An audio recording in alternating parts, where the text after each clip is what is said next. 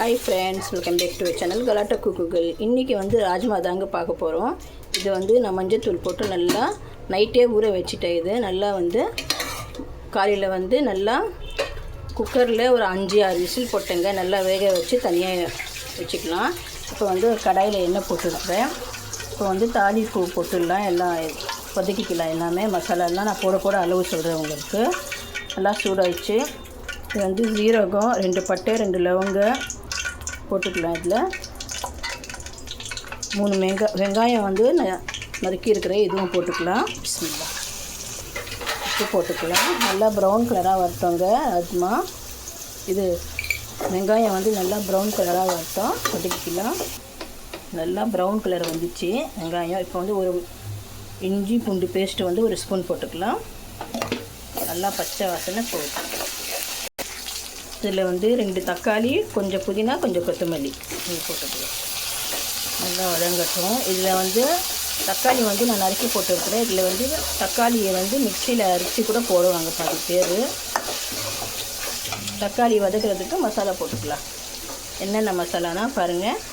மிளகாய் தூள், மஞ்சள் தூள் கொஞ்சமாக தான் போட்டுருக்குறேன். ஏன்னா நாங்கள் ராஜ்மாவில் கூட போட்டு வேக வச்சுருக்குறோம். இது கரம் மசாலா, தனியாத்தூள், அப்புறம் ஜீரகத்தூள், இது மட்டன் மசாலா, கஸ்தூரி மேத்தி. கஸ்தூரி மேத்தி கொஞ்சம் போடுங்க, அப்போ தான் டேஸ்ட்டாக இருக்கும் உங்களுக்கு. இது அப்படியே போட்டுக்கலாம். உங்களுக்கு காரம் எவ்வளோ வேணுமோ அவ்வளோ மிளகாய் தூள் போட்டுக்கோங்க. எல்லாம் ஒரு 1/2 ஸ்பூனு. நல்லா வதங்கி வரட்டும். தக்காளி நல்லா மசிஞ்சு வரட்டும். நல்லா வதங்கிச்சு. ஒன்றும் இல்லைங்க, நாங்கள் ராஜ்மா மட்டும் வேக வச்சுக்கிட்டா இது 10 நிமிஷம் வேலை தான். நல்லா வெந்துச்சு. இப்போ நாங்கள் இந்த ராஜ்மா குக்கரில் இருக்குல்ல, இது அப்படியே இதில் போட்டுக்கலாம்.